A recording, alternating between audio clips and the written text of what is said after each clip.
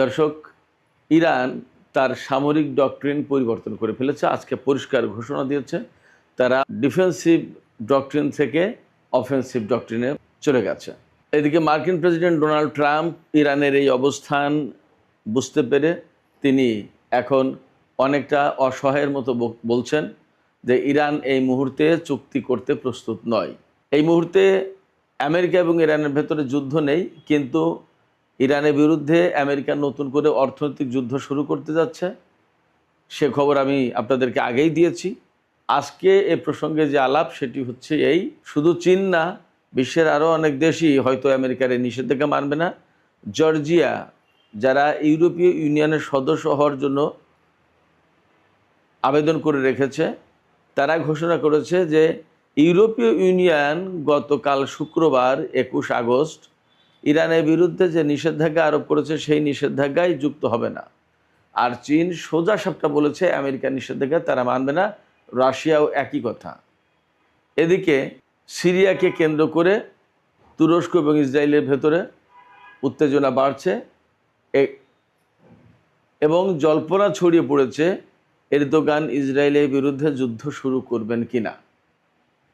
এদিকে যখন হরমুজ প্রণালীতে জাহাজ চলাচল এক ধরনের অচল অবস্থার ভেতরে রয়েছে, তখন কিন্তু তেলের দাম বেড়েই চলেছে। সর্বশেষ আজকের খবরও হচ্ছে আন্তর্জাতিক বাজারে তেলের দাম বেড়েছে। তেলের দাম বাড়লে ডোনাল্ড ট্রাম্প তিনি বিশ্ববাসীকে কি বোঝাবেন, তার নিজের দেশের লোকজনকে তিনি কি বলবেন। সবচেয়ে বড় কথা হচ্ছে তিনি যে ইরানের বিরুদ্ধে নিষেধাজ্ঞা আরোপ করতে যাচ্ছেন, কঠোর নিষেধাজ্ঞা, সেই কঠোর নিষেধাজ্ঞার ফলাফল আমেরিকার জন্য কি হবে সেটাও তো ভাববার বিষয়। সুপ্রিয় দর্শক, এই বিষয়গুলো নিয়েই আজকের ভিডিওতে আলোচনা করব। আশা করি ভালো লাগবে। বিশেষ করে ইরানের সামরিক ডক্ট্রিন কি হচ্ছে এ বিষয় নিয়ে অল্প স্বল্প কথার ভেতর দিয়ে বিস্তারিত জানানোর চেষ্টা করব। আশা করি আপনারা শেষ পর্যন্ত সঙ্গে থাকবেন। আর ভিডিও ভালো লাগলে লাইক, কমেন্ট, শেয়ার করবেন এবং চ্যানেলটি সাবস্ক্রাইব করে সাথেই থাকবেন। দর্শক, চলুন আমরা বিস্তারিত আলোচনা করি। ইসলামী প্রজাতন্ত্রী ইরানের সামরিক বাহিনীর মুখপাত্র ব্রিগেডিয়ার জেনারেল মোহাম্মদ আকরাম ইনিয়া, তিনি সেই যুদ্ধের সময় থেকেই ইরানের সামরিক বাহিনীর মুখপাত্রের ভূমিকা পালন করে আসছেন। তিনি ঘোষণা দিয়েছেন আজকে যে এতদিন ইরান সামরিক ক্ষেত্রে ডিফেন্সিভ ডক্ট্রিন অনুসরণ করত, অর্থাৎ আত্মরক্ষামূলক।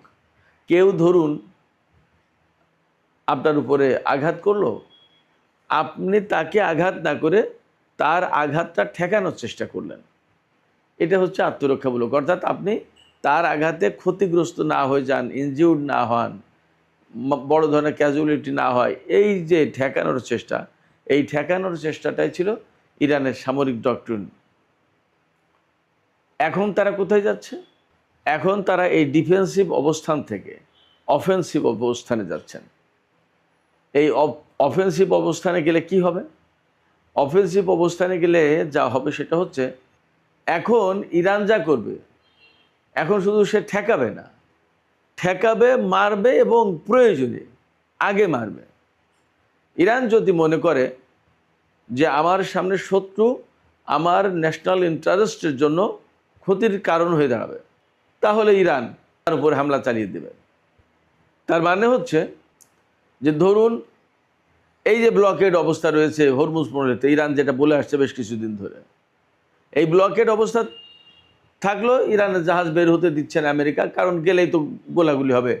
জাহাজের নাবিকরা তারা তো বেসামরিক লোকজন, জাহাজ ক্ষতিগ্রস্ত হবে, ডুবে যাবে, জাহাজের ইঞ্জিন নষ্ট হয়ে যাবে, জাহাজের মালামাল নষ্ট হয়ে যাবে, যার কারণে ইরানও অ্যাভয়েড করছে আপাতত। বাট এটা দীর্ঘদিন চললে ইরানের অর্থনীতির জন্য বা ইরানের আত্মসম্মানের জন্য, ইরানের মর্যাদার জন্য তো ক্ষতিকর। আপনি আপনার বাড়িতে থাকেন, আপনার বাড়ি ঘেরাও দিয়ে রাখলো শত্রু বাহিনী, আপনি বের হতে পারবেন না, এটা আপনার জন্য অপমানজনক না?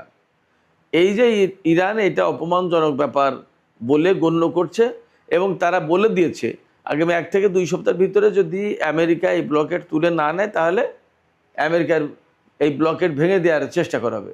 তা ব্লকেট ভেঙে দেওয়ার চেষ্টা তো এমন কোনো কিছু বুলডোজার লাগিয়ে ধাক্কা মারবে না, জাস্ট মার্কিন বাহিনীর উপরে হামলা চালাবে। এতদিন কিন্তু ইরান এই রকম কাজ করেনি যে আগে ভাগে হামলা, এখন সেই আগে ভাগে হামলার দিকে যাচ্ছে, অর্থাৎ প্রিএমপ্টিভ স্ট্রাইক, আগে ভাগে হামলা করবে ইরান প্রয়োজন হলে, সব সময় না, যদি মনে করে যে এই শত্রু বাহিনীর এই অবস্থানটা আমাদের জন্য ক্ষতিকর, তাহলে ইরান সেখানে হামলা করবে। এবং আমি আপনাদেরকে আশ্বস্ত করি বা আমি আপনাদেরকে এই ইনফরমেশনটা দিই, মধ্যপ্রাচ্যে আমেরিকার যে অবস্থা, তাতে এখন ইরান হর হামেশাই আমেরিকার সেনাদের উপরে আক্রমণ করার অবস্থায় আছে, আক্রমণ করতে পারে। আপনারা নিশ্চিত থাকুন যে মধ্যপ্রাচ্যের ম্যাক্সিমাম ঘাঁটি একদম শেষ এবং বহু সেনাকে সরিয়ে নেওয়া হয়েছে, বহু বিমান সরিয়ে নেওয়া হয়েছে। এমনকি আমি গতকালকেও যেটা বলেছি যে আমেরিকার যে আব্রাহাম লিঙ্কন জাহাজ, সেটা কিন্তু চলে গেছে এখান থেকে। সে যা করেছে তার ডেক থেকে জাহাজ উড়ে গিয়ে ইরানের উপর হামলা চালিয়েছে, ক্ষেপণাস্ত্র হামলা, এটা সেটা অনেক কিছু।